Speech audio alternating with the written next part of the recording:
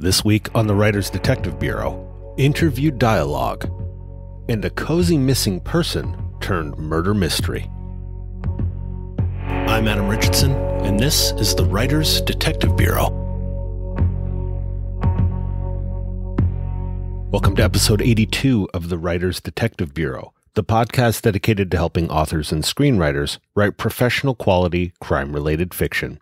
And this week, I'm answering your questions about how to make the dialogue in your interview scenes more believable, and how best to tackle a missing person turned murder case as a cozy. But first, I need to thank my Gold Shield patrons Deborah Dunbar from DeborahDunbar.com, CC Jameson from CCJameson.com, Larry Keaton, Vicky Tharp of VickyTharp.com, Chris Ann, Larry Darter, Natalie Borelli of NatalieBorelli.com, and Craig Kingsman of CraigKingsman.com for their support. I also want to send a huge thank you to my Silver, Cufflink, and Coffee Club patrons as well. You can find links to all of the writers supporting this episode in the show notes at writersdetective.com/82. And to learn about setting up your own Patreon account for your author business or to support the show for as little as $2 per month, visit writersdetective.com/Patreon. Patreon.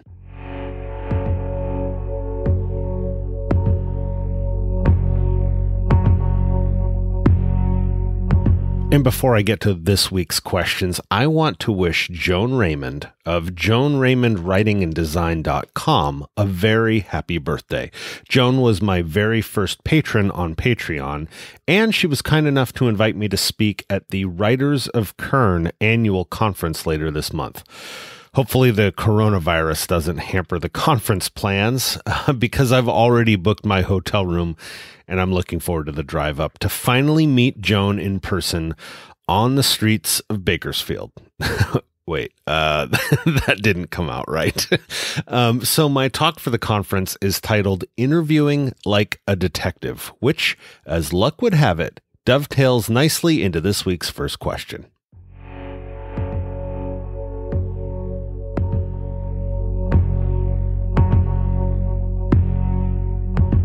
Craig Kingsman of CraigKingsman.com, who happens to be one of my Gold Shield patrons, asked this in the Facebook group.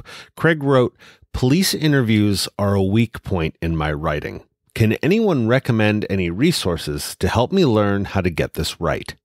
Craig, you are not alone. It is a daunting task to try to boil down what is, for us, the detectives, a several-hour round of verbal chess.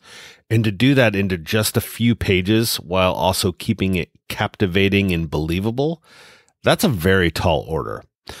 But before I go into answering your question, I want to share what Harry Harris, a member of our Facebook group and also a recently retired detective from London, England, wrote. Harry writes, "Detectives in the UK use a particular model that I will explain. It may help. This model is effective for catching out inconsistencies in a suspect's story.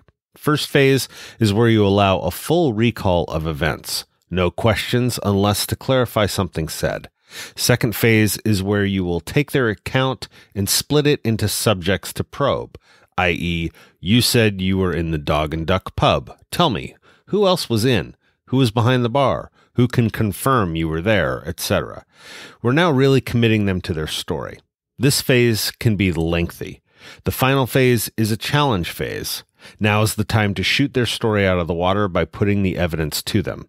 An eyewitness puts you at the crime scene. Your fingerprint was found on the knife. You are on CCTV. If a suspect has been talking, they will now most likely be going no comment. In reality, most suspects maintain no comment throughout, so you would quickly go through the model and get to the challenge quickly. In UK law, we can hold an inference of guilt on a suspect who fails to account for evidence against them. This ultimately is a tool for the jury to help them deliberate. Hope this is of some help. Well, Harry is spot on with his suggestions, but here in the US, we don't have the inference of guilt thing, probably because of the UK's laws, actually. But we are presumed innocent until proven guilty, and we have our Fifth Amendment right to be free from self-incrimination. But other than that, I can only add a few little things to what Harry had to say. First, for Craig, to answer your resource recommendations request, check out the REID, R-E-I-D, technique on YouTube. There are a ton of videos that kind of go over the technique, the REID technique, and there are also going to be a ton of opinions on the effectiveness and the reliability of the REID technique. So I'm not necessarily advocating for or against its use, but the important thing that the REID technique teaches, and just like Harry said, is that the detective is going into the interview room with a very specific game plan. This isn't a casual conversation where you're just going in to see where it leads and then confront your suspect as soon as you think you've spotted a lie. You have a process that includes getting the story from your suspect and then getting them to commit to the story and then locking them into that story and that timeline. And just as Harry described in the first phase, of getting a full recall of events, that is where your suspect is going to be doing most of the talking compared to the detective.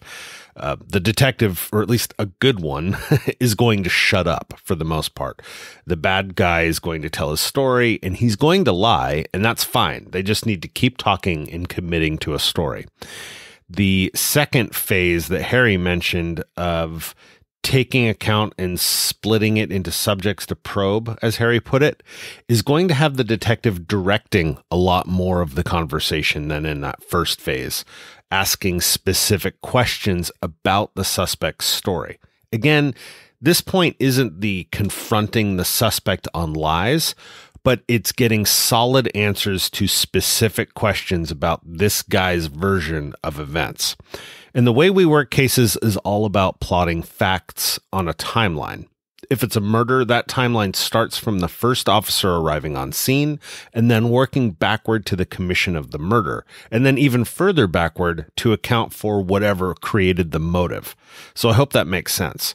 So with that in mind, our questions are going to be focused on nailing down whatever the suspect says happened to our timeline of events. For example, when was the last time you saw the dead guy? Answer, Tuesday night. What time on Tuesday night? I don't know, late. Well, where were you? I was at Joe's bar. About what time did you see him in Joe's bar? Was it almost closing time or before that? Nah, it was before that. Okay, so not that late then. Do you remember any games on TV that might help narrow down what time it was or which bartender was on duty? Actually, yeah, the Yankee game was on and Cole just came off the mound. That was when I saw the dude at the bar, but he split before I got a chance to talk to him. Okay, that is not captivating dialogue, especially with my acting. But it's how we chip away at a story and nail it down to specific dates and times. And as we are plotting these little bits and pieces to our timeline, especially as we're hearing a story from a suspect, we're listening to where there's a gap in the details. If this guy is going to tell me about every inning of the ball game and everything he ate and every person he saw at the bar and a ton more details, but then he glosses over the 3-hour window of where he was and what he was doing that coincides with our murder, only then to pick up the heavy details again after that, that's going to be a clue, and that's one of the things we're looking for. And that's where we're going to focus our attention when we get to that final stage, which is the interrogation.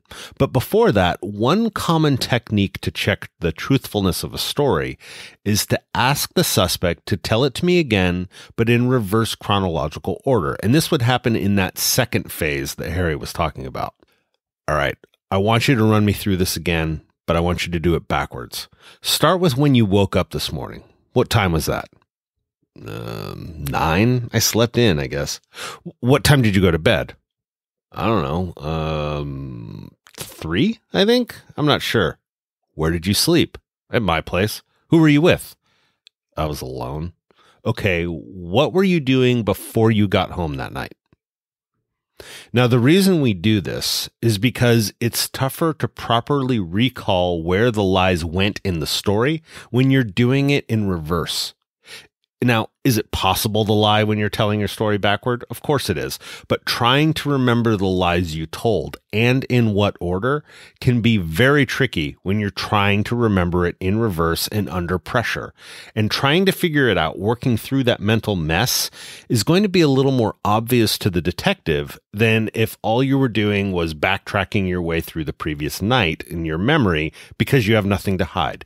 The other thing we do, and it's definitely a learned technique, is to avoid yes-no questions. None of the questions I just asked were yes-no. I didn't ask, were you alone? I asked, who were you with? It may sound like I made an assumption on my part, but really it prompts a more descriptive and affirmative answer, which is key to creating a pattern of having your suspect actually talk to you and answer questions, rather than just say yes or no like you're talking to a teenager. In fact, if you have teenagers, practice this. Practice asking questions that force a real response and learn to avoid the yes-no questions. It's good interview practice for you, and it will annoy the hell out of them, which I think is a win-win. As we get to the interrogation, switching away from the less confrontational interview portion of our little talk, the tone in the room is going to shift. Now, the trope, of course, is getting loud and angry, but that's rarely effective, and it's going to cause your suspect to shut up, usually. So what should be happening at this point is the detective is now calling out the little lies and trying to get the suspect to own up to the lie and tell the truth. Either that or double down on the lie, which is something that we, as detectives, will then go about proving is a lie and making sure we present evidence of the lie to the jury. And we just go down the line, lie by lie, and confront him on it.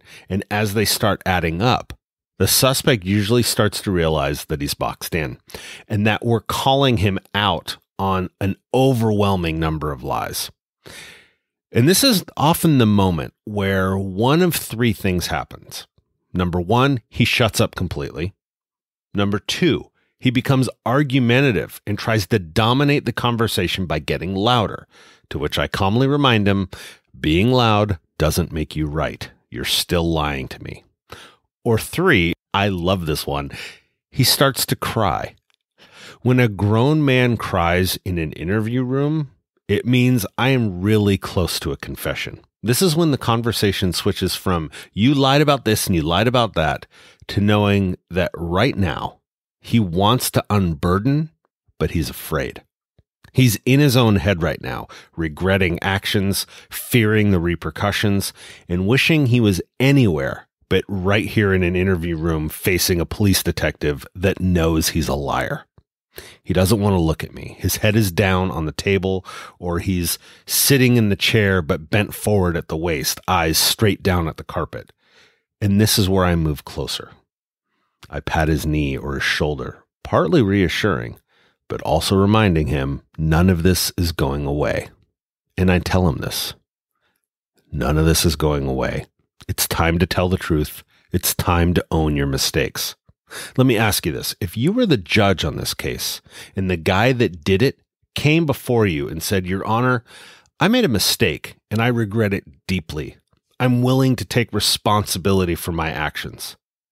How would you, as the judge, think of that man compared to the guy that comes into the court and disrespects the judge and the family of the victim by throwing down lies and wasting everyone's time? Who would you rather have in your courtroom? Who are you going to be? The way to be that man that takes responsibility for his actions is to start by telling the truth right now.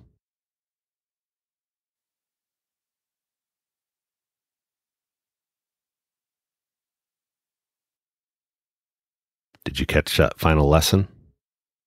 Whomever speaks first loses. We have a tendency to want to fill in those uncomfortable gaps in conversation, those long silences. But when you drop a bomb like that, when you have put all of that psychological pressure on your suspect to answer up, anything you say after that is going to diffuse that and let your suspect off the hook. But how you take that hours-long, mind-numbing chess game and turn it into snappy dialogue that furthers your story and keeps a reader captivated That's why you're the fiction author, my friend, and I'm just a podcast host.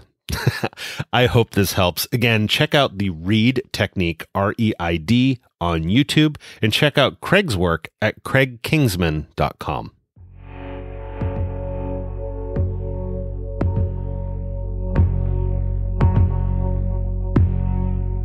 My latest coffee club patron, Leo Bancroft, writes, I've recently discovered your podcast and I'm finding it interesting and helpful. Thank you.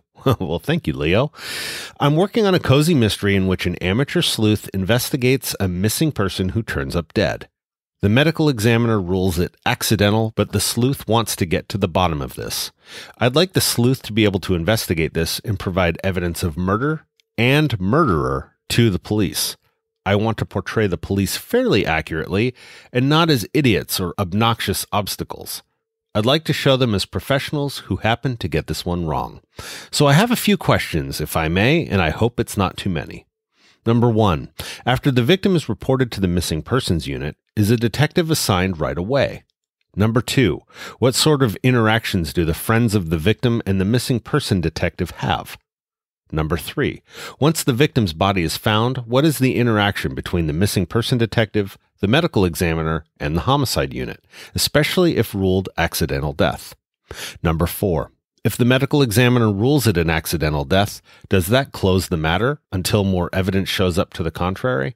Number 5, are there any feasibility holes in my concept that you'd be willing to point out? Thanks in advance. For starters, Leo, thank you for becoming a patron. But more importantly, I have a resource I think you will really find useful, and I will include it in the show notes.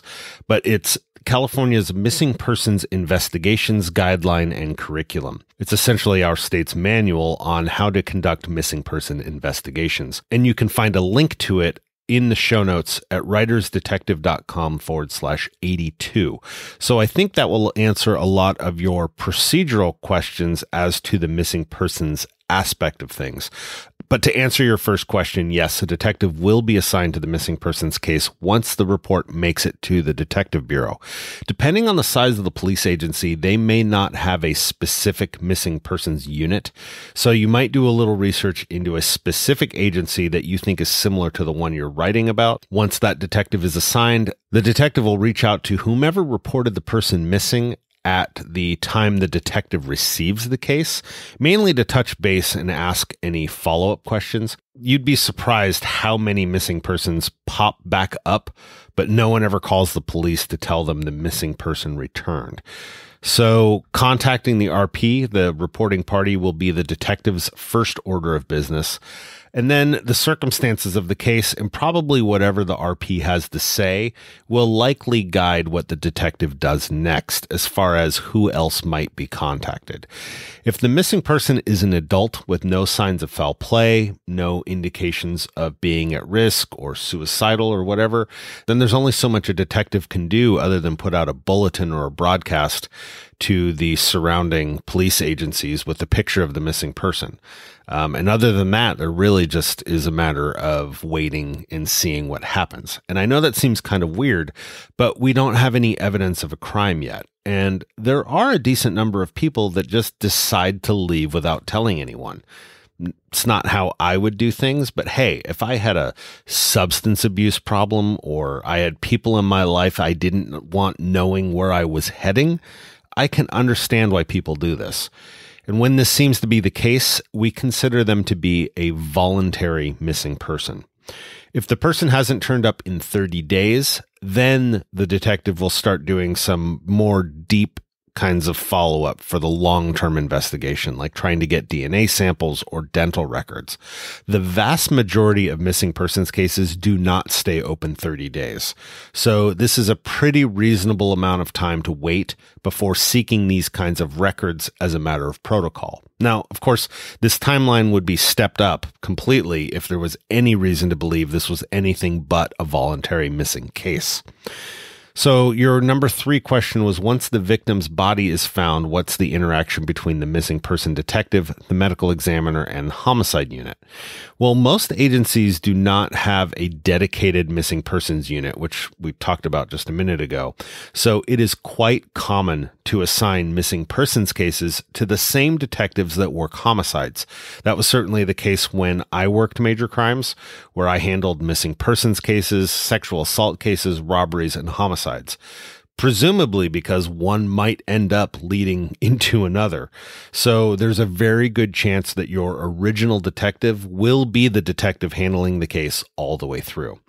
The detective's job is to figure out what happened and who committed the murder. And the medical examiner's job, or the coroner, depending on the jurisdiction, but the ME's job is to figure out cause and manner of death. So the ME does the investigation on the body, and the detective pieces together all of the rest of the story. So if the detective's findings jive with the medical examiner's findings of it being nothing more than an accident, then yeah, the case would most likely be closed. But just because the ME rules the death accidental, it may or may not close the case. That really is up to the detective, and honestly, it's going to be up to you as the author of the story. Was the victim killed as a result of an accident that occurred during the commission of a felony, where she was either a suspect or a witness or a victim? That can certainly change things. And that could be the kind of thing that your amateur sleuth discovers that the detective never uncovered, where the context of the quote-unquote accident is what makes this a murder. And lastly, I don't see any glaring feasibility holes. Since you're writing a cozy mystery, Leo, you have much more latitude compared to someone writing a police procedural type story. The key thing is to respect the cozy mystery genre. And by that, I mean the gory details of the murder need to remain off stage. The reader gets all the clues to solve the puzzle, and the victim is often someone that may have had it coming. There are obviously more rules to the cozy genre than that, like keeping it G-rated and the punny titles and some sort of theme to the series, that kind of stuff. But to keep your readers happy, I'd put more emphasis on keeping it a cozy than in plugging any tiny plot holes or worrying about technicalities. Have fun with the story, throw in a few laughs, and make sure the red herrings throw most readers off the scent of the true villain. I hope this helps, Leo, and thanks again for supporting the show. Thank you so much for listening this week. This show is powered by your questions. Send them to me by going to writersdetective.com/podcast. And don't forget to work on growing your mailing list. It's the single most important thing you can do to build the money-making side of your author business. The only tool I use is ConvertKit, and you can now use my affiliate link to get a free ConvertKit account that includes landing pages and unlimited emails to your first 100 subscribers. All you need to do is go to writersdetectivebureau.com/CK free to sign up right now. Thanks again for listening. Have a great week and write well.